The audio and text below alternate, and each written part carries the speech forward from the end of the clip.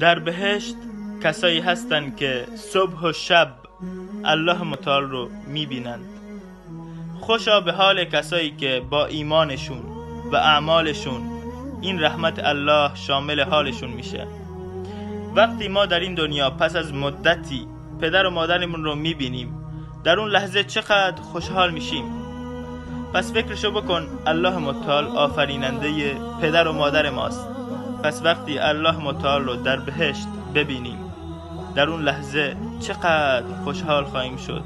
پس وقتی شیطان در این دنیا وسوست میکنه و اون لحظه قرار دچار گناه بشی، در اون لحظه بیادت بیار که در بهشت خدا از دیدن الله محروم خواهی شد و چشمهایی که عادت به دیدن گناه کنند از دیدن الله در بهشت خدا محروم خواهند شد. سلام علیکم.